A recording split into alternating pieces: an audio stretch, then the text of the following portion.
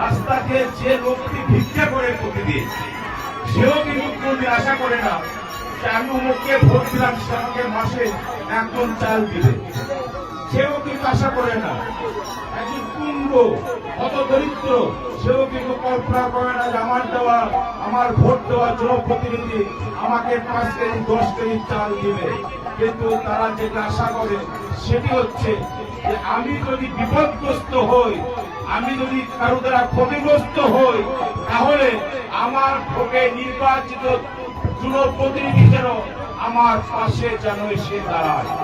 আমি আপনাদেরকে বলবো যে আপনাদের পাশে দাঁড়ানোর মতো সেই সৎ সাহস আমার রয়েছে ইনশাআল্লাহ।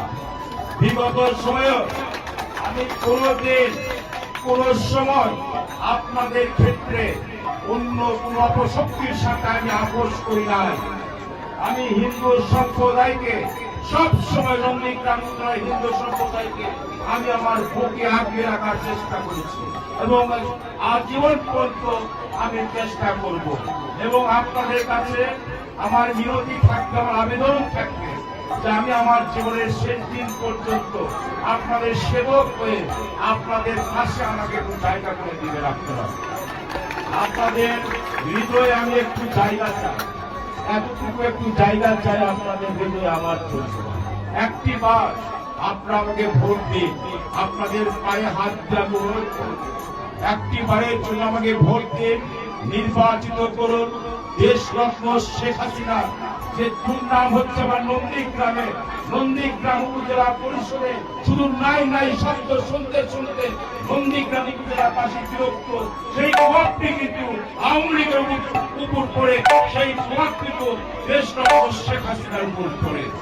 আমরা আগামী দিনে উপরওয়ালা যদি রহমত করে আপনাদের ভোটে যদি নির্বাচিত হতে পারি, আমি উপজেলা পরিষদ হবে যে কোনো মানুষের আশ্রয়স্থল, উপজেলা পরিষদ হবে সকল শ্রেণী পেশার মানুষের ভরসার জায়গা, উপজেলা পরিষদ হবে, উপজেলা পরিষদ থেকে যেন নন্দীগ্রাম উপজেলার মন্দির, মসজিদ, মাদ্রাসা, এতিমখানা, শ্মশান, কবরস্থান সব জায়গায় যেন উন্নয়ন যেন করা যায়, করা সম্ভব।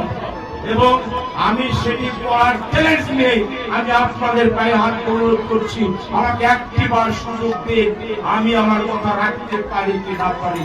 আমি যদি আমার কথা না রাখতে পারি, আমি আপনাদেরকে অনুরোধ করেছি যে একটু আপনাদের বুকে আমাকে জায়গা দিয়ে, আমি যদি ব্যর্থ হই, আমি যদি প্রতারণা যদি করি, আপনারা বুক থেকে নেই আমাকে আপনাদের পায়ে রাখবেন, আমার দুঃখ থাকবে না।